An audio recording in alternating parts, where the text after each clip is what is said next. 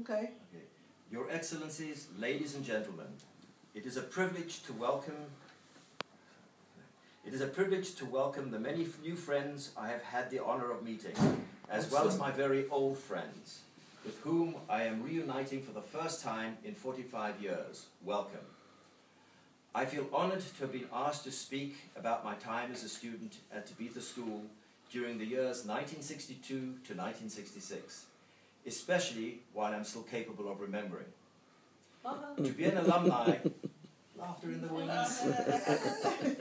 To be an alumni of Tabeetha School means to be bound by the commonality of this wonderful institution and our shared experiences.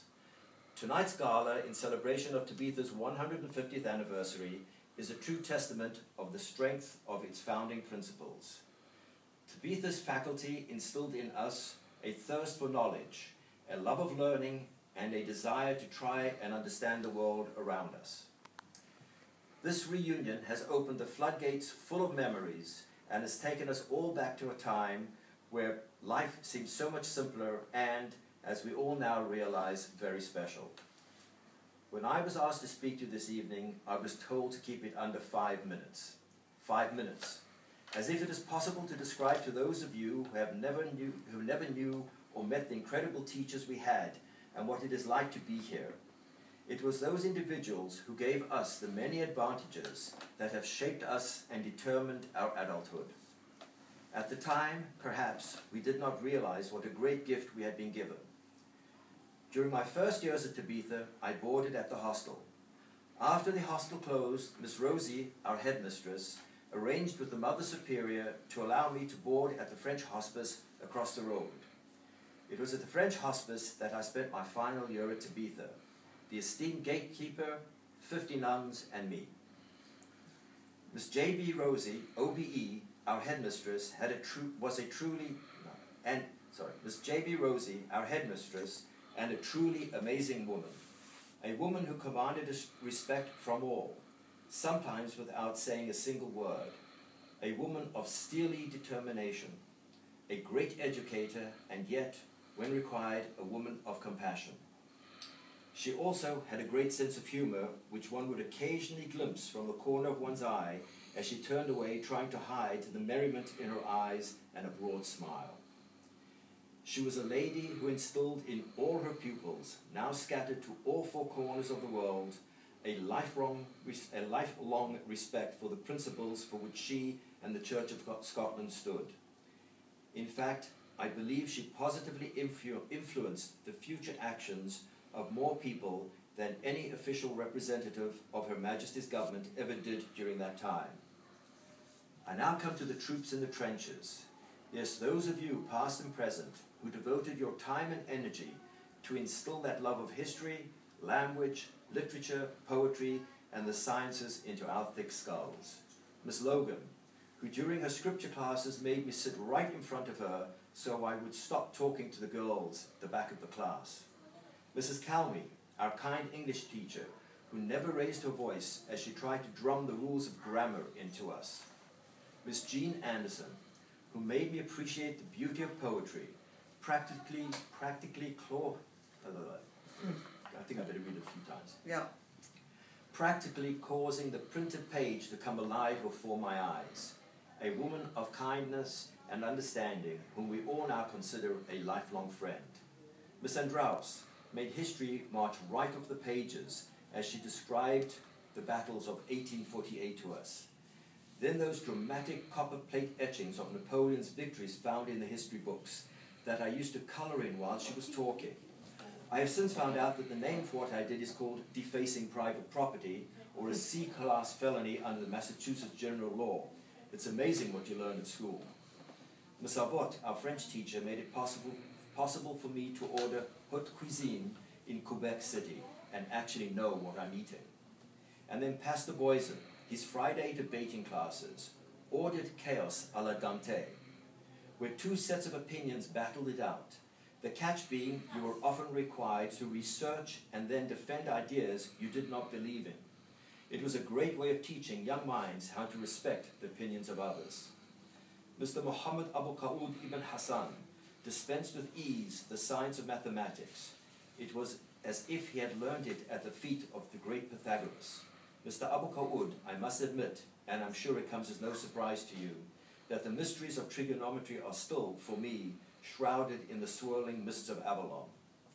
Then there was sweet Miss Makarian, mother to us all. She took on the burdens and dispensed words of comfort to all in need. The only one who kept asking me if I was happy across the road. It's been said that it takes a village to teach a child. Well, I'm proud to say that Tabeetha School certainly was that village. A place where we all looked forward to going every day. A place where we felt challenged but not overwhelmed. A place where teachers had high expectations of us all the while never damaging our self-esteem. It was a happy place that to this day I like to go back to in my mind over and over again. It was only years later as an adult that I realized that one of the most important gifts imparted to us by Tabeetha was that of cultural tolerance. Mutual respect and understanding was demanded from all who passed through the gates of the school. Our class was so diverse, with classmates from all walks of life. This global concept of tolerance was embedded in us by our teachers, who as role models consistently walked their talk. Indeed, I would like to take this opportunity to thank the many people in Scotland who have helped support the school and the ideals for which it stands.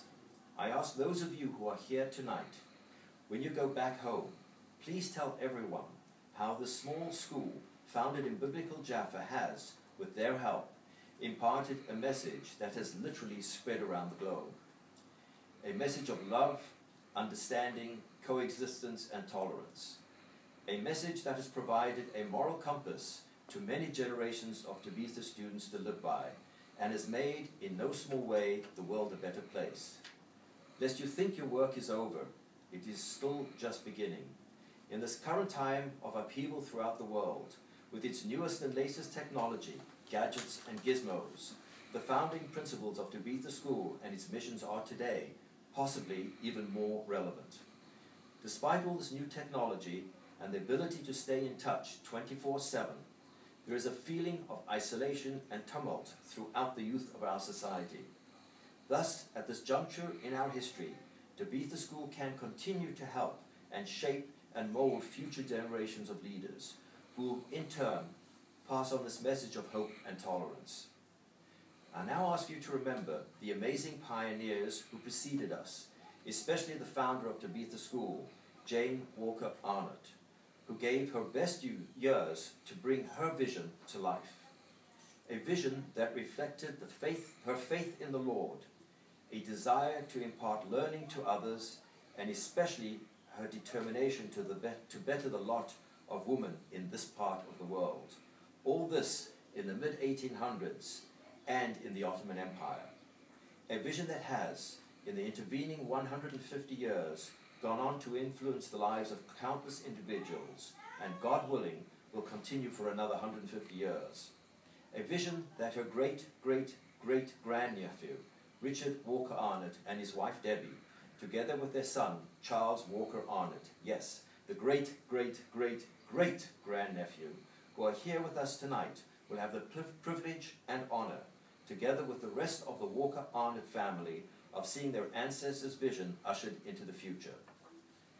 A special thanks to Daria and Anthony Short and their ever-patient children who have been such commendable hosts, and also to the many others who worked tirelessly to make this week-long celebration a huge success. In conclusion, allow me to read a short passage for one of Scotland's minor poets, Robbie Burns.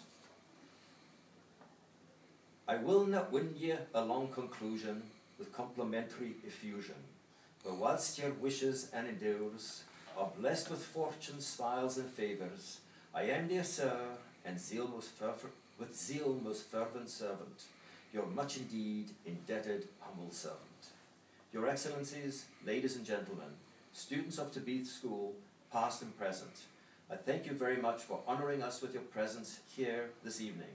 I wish you a long life. Shalom Aleichem, Salam Alaikum, peace to you all, and may God bless you all. 10 minutes.